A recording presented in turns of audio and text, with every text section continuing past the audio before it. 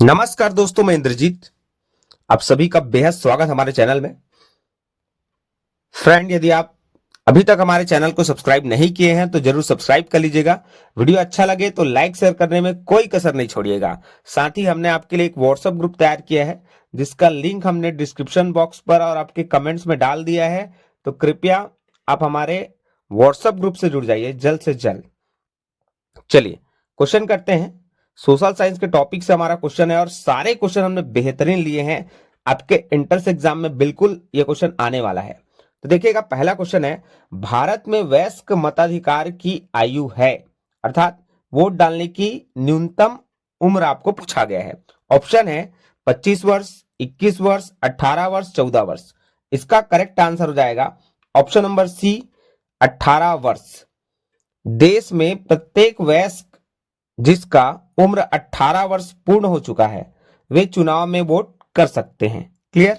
चले next question देखिएगा, सरपंच बनने के लिए न्यूनतम आयु होनी चाहिए, जिसके ऑप्शन है 18, 21, 25, 30। देखिए, ऐसे ही क्वेश्चन आपको एंट्रेंस एग्जाम में पूछे जा रहे हैं।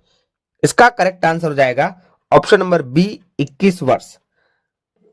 जो युवक या युवती 21 वर्ष के हैं या 21 वर्ष से ज्यादा के हैं वे सभी सरपंच पद बनने हेतु सरपंच प्रत्याशी बन सकते हैं।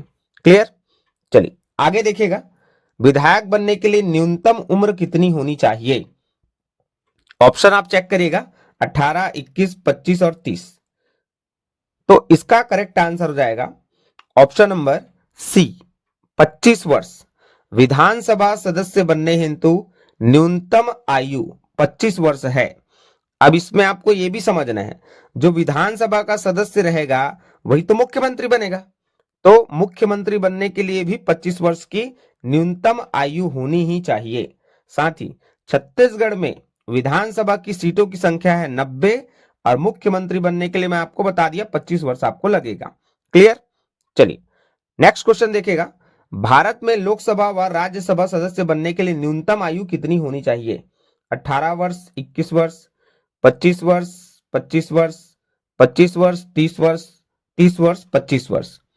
इसका करेक्ट आंसर हो जाएगा option number B, sorry C, 25 वर्ष व 30 वर्ष। अर्थात लोकसभा में यदि आपको सदस्य बनना है तो आपके लिए न्यूनतम आयु होगा 25 वर्ष और वहीं राज्यसभा के लिए 30 वर्ष। यदि आप राज्यसभा के सदस्य बनना चाहते हैं तो कम से कम आपका 30 वर्ष का आयु होना चाहिए, वहीं लोकसभा का 25 वर्ष।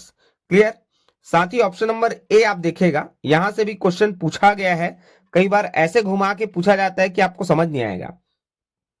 इसमें देखिए क्या लिखा है, 18 वर्ष व 21 वर्ष।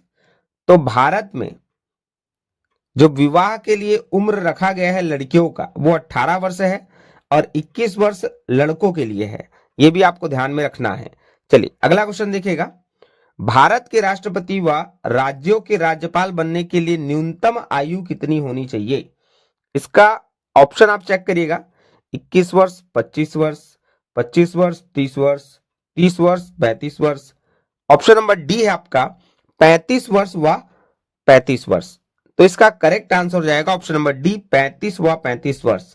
अर्थात राष्ट्रपति बनने के लिए भी आपको 35 वर्ष होना चाहिए न्यूनतम उम्र और राज्यपाल बनने के लिए भी 35 वर्ष की न्यूनतम उम्र आवश्यक है। क्लियर।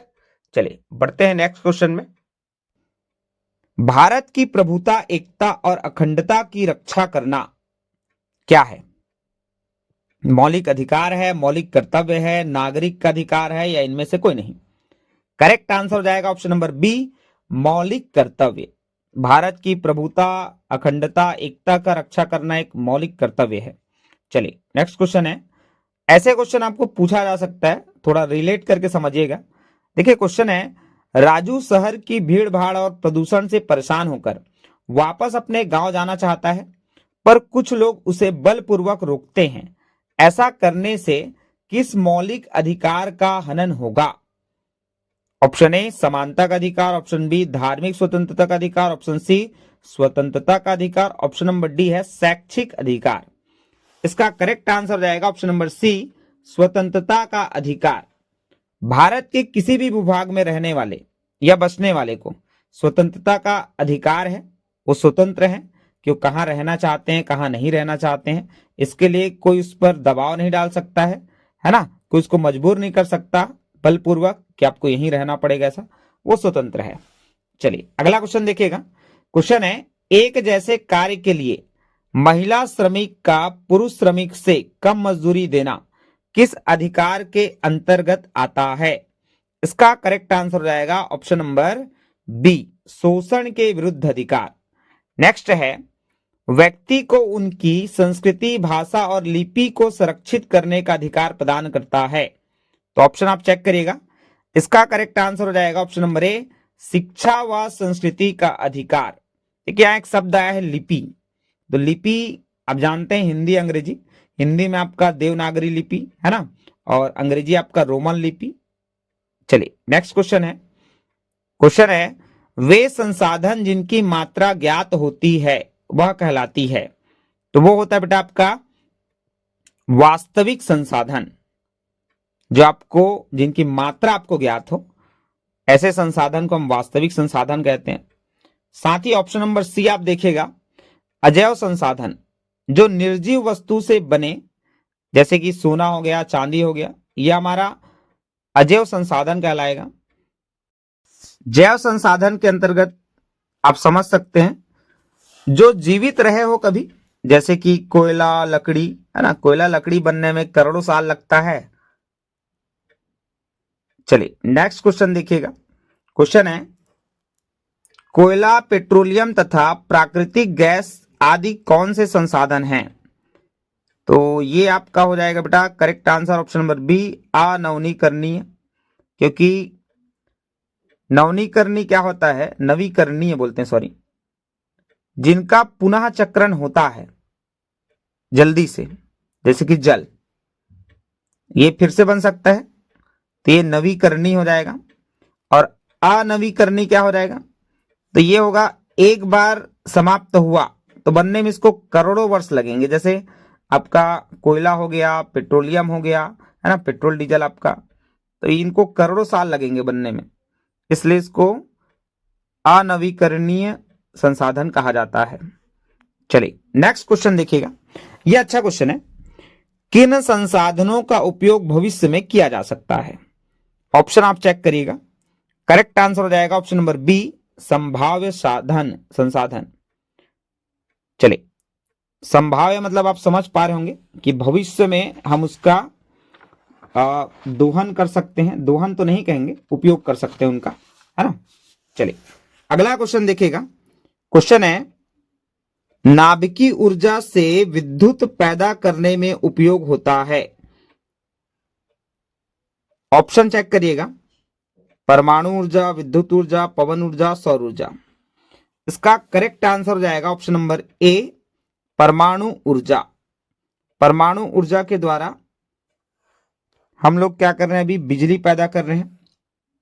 भारत के मुख्य परमाणु ऊर्जा संयंत्र का नाम वो किस राज्य में है, उसके बारे में आपको बता दूं, क्योंकि यहां से भी क्वेश्चन पिछले साल हो चुका है। जैसे आपका है नरोरा, ये उत्तर प्रदेश में है। काकरापारा ये आपका गुजरात में है। तारापुर महाराष्ट्र में है।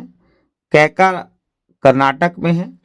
वहीं आपका कुडनकुलम ये आपका तमिलनाडु में, और कल्पक्कम है आपका तमिलनाडु में। मतलब तमिलनाडु में आपके पास दो है परमाणु संयंत्र, ठीक है, इसके द्वारा बिजली बनाई जा रही है। चलिए नेक्स्ट क्वेश्चन देखिएगा। भूस्खलन को रोकने का सबसे प्रभावी तरीका है विस्फोटन में वृद्धि, वनस्पति आवरण में वृद्धि, उर्वरकों में वृद्धि, इनमें से कोई नहीं। करेक्ट आंसर हो जाएगा ऑप्शन नंबर बी, वनस्पति आवरण में वृद्धि। नेक्स्ट क्वेश्चन है, तटीय प्रदेशों और शुष्क प्रदेशों से पवन गति रोकने के लिए वृक्ष लगाए जाते हैं, जिसके ऑप्शन है कतारों में, टेढ़ी आवरण में, सीढ़ीनुमा। करेक्ट आंसर हो जाएगा ऑप्शन नंबर एक, कतारों में। ये अच्छा क्वेश्चन है, एग्जाम में पूछ सकता है आपको। चलिए नेक्स्ट क्वेश्चन बेहद शानदार क्वेश्चन है। भूपर पट्टी या भूपृष्ठ का कितना भाग जल से ढका है? इसका करेक्ट आंसर हो जाएगा ऑप्शन नंबर सी, 3/4। लगभग 71% भाग जल से ढका है। साथ ही सभी पृथ्वी के पानी का लगभग 96.5% हिस्सा महासागरों में है। क्लियर। नेक्स्ट, जल के प्रवाह को कम करने के लिए बनाए जाते हैं, तो इसके लिए बांध बनाए जाते हैं। ऑप्शन आप चेक करिएगा, चट्टान बांध, प्राकृतिक बांध, वेदिका फार्म, है ना। इसका करेक्ट आंसर हो जाएगा ऑप्शन नंबर ए, चट्टान बांध। नेक्स्ट क्वेश्चन है, किस मंडल में सभी जीवित जातियां जीवित रहने के लिए एक दूसरे से संबंधित और निर्भर रहती है?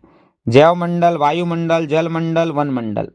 करेक्ट आंसर आ जाएगा ऑप्शन नंबर ए, जैव मंडल। नेक्स्ट है, पृथ्वी के तापमान को संतुलित करता है? जैव मंडल, वायुमंडल, थल मंडल, वन मंडल। वायुमंडल करेक्ट आंसर हो जाएगा, इसका तापमान की बात किया है, ऑप्शन नंबर बी। नेक्स्ट है, भारत किसके द्वारा अनाज की पैदावार में आत्मनिर्भर हो गया? जैविक खाद से, उत्पादन से, हरित क्रांति से, उर्वरक से। इसका करेक्ट आंसर हो जाएगा ऑप्शन नंबर सी, हरित क्रांति। इस प्रकार सारे क्वेश्चन हमारे समाप्त हुए। आशा करते हैं आप सबको वीडियो बहुत अच्छा लगा होगा, और यदि अच्छा लगा हो तो आप और अपने फ्रेंड को शेयर करें। साथ ही हमने आपके लिए व्हाट्सएप ग्रुप का निर्माण किया है। व्हाट्सएप ग्रुप का लिंक डिस्क्रिप्शन में डाल दिए हैं, और आप चाहें तो आप हमें कमेंट्स कर सकते हैं, हम तुरंत आपको लिंक प्रोवाइड करेंगे, आप उससे जुड़िएगा। चलिए, thank you so much for listening and watching my video. मिलते हैं नेक्स्ट वीडियो पर।